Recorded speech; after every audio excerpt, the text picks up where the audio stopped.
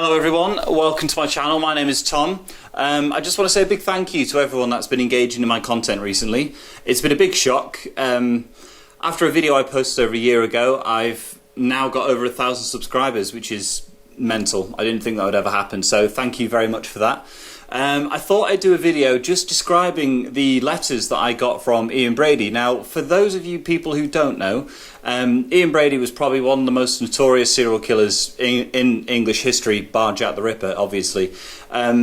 His crimes were sort of unprecedented at the time, considering the fact that there was a woman involved and it involved children as well. They were both arrested, they were both given life imprisonments, both died in the prison system. Brady technically in a psychiatric hospital, but he was under detention, so you can kind of count that. And I was originally going to do a documentary about psychopathy. This is where it all starts from. And at the time, I thought, you know what, I don't really know the angle I'm going to go for. I was finishing my first year of uni, and I just really wanted to get it made, and I didn't really know where I was going to go with it. And someone at uni suggested, you know what, why don't you do Ian Brady, talk about him, talk to him if you can, because he responds to a lot of people's letters. And I thought, well, that's never going to happen, that's never going to work, he's never going to reply to me. I'm like, who the fuck am I? He's never going to talk to me at all. So I thought, you know what the hell, let's do it. So it was the summer of 2016, I wrote a letter, I basically explained who I was. I said that I was interested in the case, I wanted to know more about it. But I didn't want to know more about it from a journalist point of view because, well, I'm not a journalist. I was an amateur filmmaker at the time. I mean, I was still at university. Couldn't really be classed as a filmmaker, if I'm honest. I was still learning about everything. And I just explained, you know, I wanted to learn more about the case, wanted to learn more about him. I never really mentioned specifically anything about particular bits of the case because, you know, I knew at the time if I started doing that, he'd never have spoken to me at all. So I wish I had a copy of the letter so I could show you guys, but I was at the time I didn't. And I got a letter back. So I'm not going to show you the front of it because it's got my old address on it. However, this is the letter that I got back. If you guys could see that there. What I'll do is I'll insert like a close-up or something so you guys can actually see it a lot better. So he said, "Dear Thomas, thank you for your letter.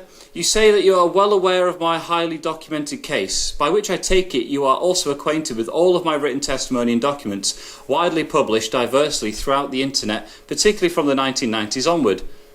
Yeah, I was, to be honest.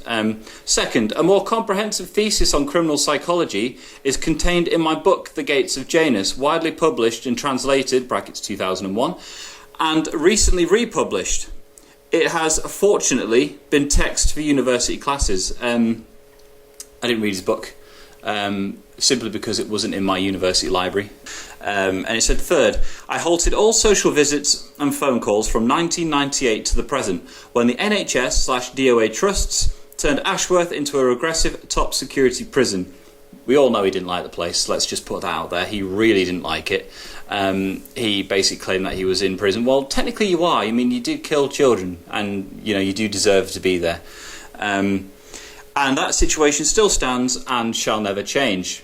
I hope that this letter is of some assistance in your university project. Best wishes, Ian Brady. So that letter was dated the 8th of the 8th, 2016, and you can see from his generation how he would sign his letters. So he'd do his initials and then he'd do the date over the seal so you could tell if someone's actually opened it. It actually comes with a little slip from the hospital itself. It's signed by, who the fuck's it signed by? The hospital managers as well, just to show that they've read through it and there's nothing incriminating in there. The whole interview with Professor Coy, now that was interesting. I sent him an email. I didn't get his direct email address at the time. It was through someone else. And it took him about 8 or 9 months to actually reply to me. Usually when I get an email, I have to respond to it straight away. I don't like notifications on my phone. However, he took about 8 or 9 months. And then he gave me his number. We spoke on the phone maybe 3 or 4 times at length, probably about an hour or so each. And what we'd do is we would talk about the entire case from start to end. And I think he was trying to get to see if I knew what I was doing, whether I knew enough about the case where he thought he could give his time towards me. I don't know, I'm just summarising there. And after all, he said, yes, let's interview. So I thought, great, brilliant. So we arranged a date. I lived quite a long way from London, so I had to get the train. It was on a really hot day. I wasn't really well prepared. I went with my friend. We used his camera.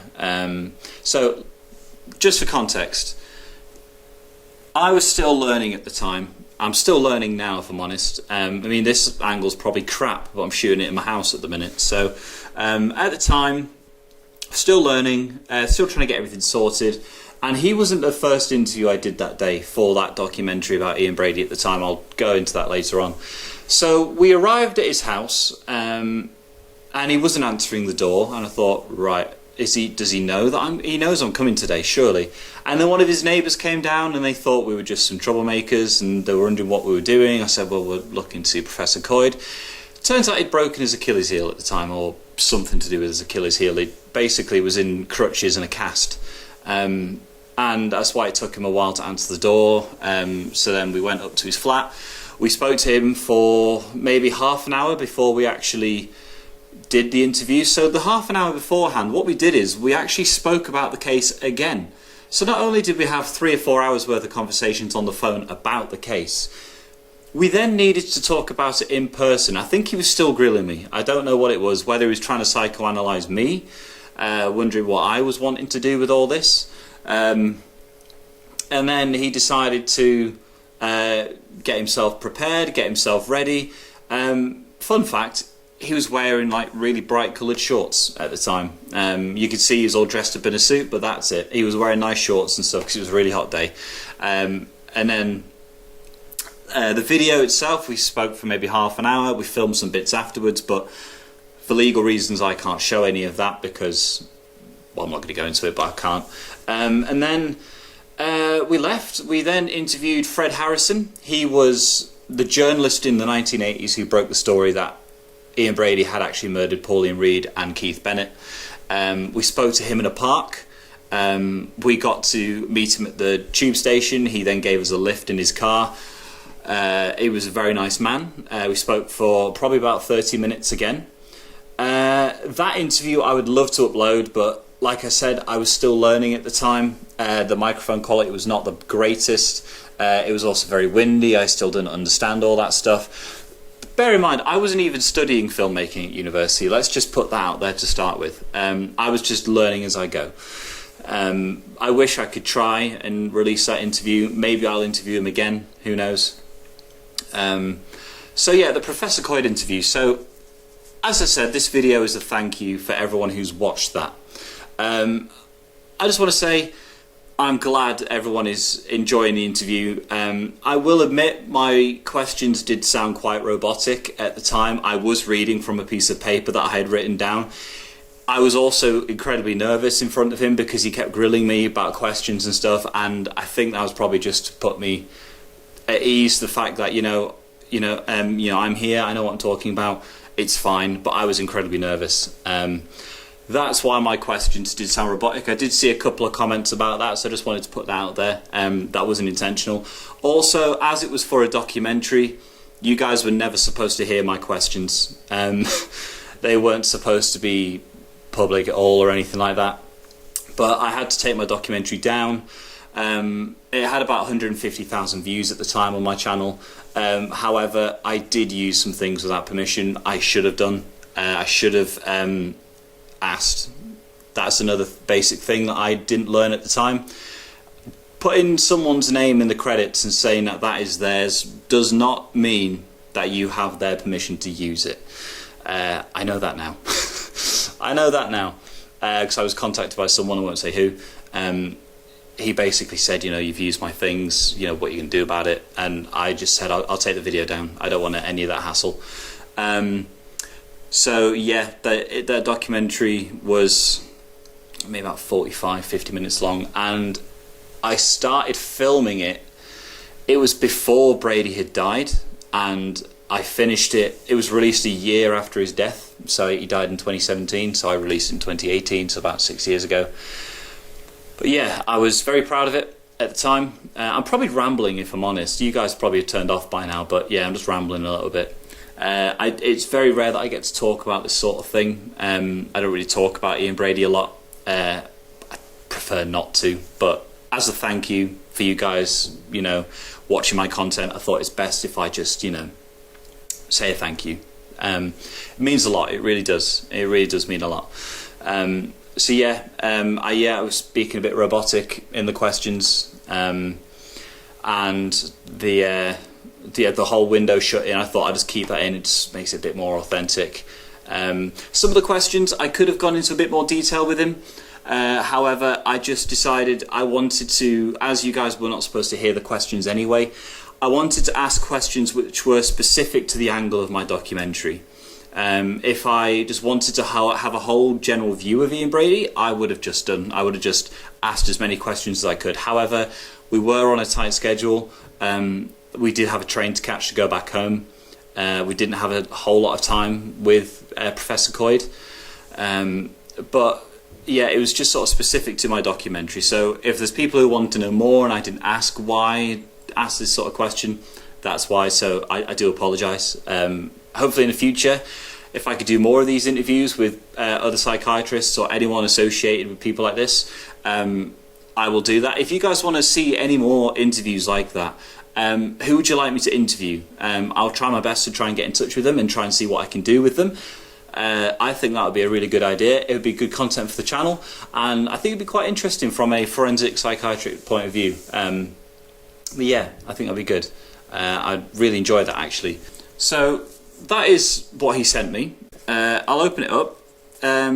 So this was at the point where I finished the summer and I thought, you know what, I'm going to now tell him I'm making the documentary about you. Probably not a good idea, thinking about it now.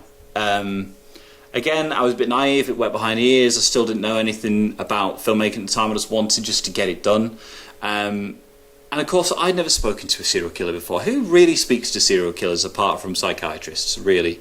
I was just a uni student. I honestly cannot remember what I said in the letter, but he basically replied, he said, "To Thomas, thank you for your letter, good luck with all the project, all the best, happy Christmas."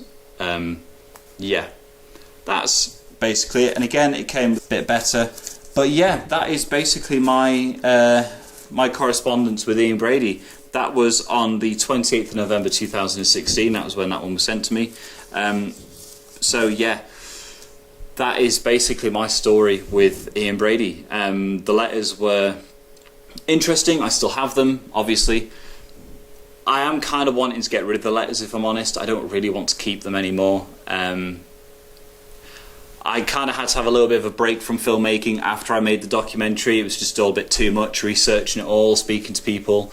I don't really want to keep them anymore, if I'm completely honest, but there we go. So thank you very much everyone for watching my content, for tuning into this video. If you stayed with me this long, I know I've been rambling, I do apologise for that. I don't usually do pieces to camera, so this is a bit new for me. I'm usually behind the scenes. So thank you very much, and hopefully I can keep making content for you which you guys can engage with. Anything you want to see or anything you want to know, please just leave a comment and I will try and respond to you as best as I can. So thank you very much everyone, and I'll see you in the next one.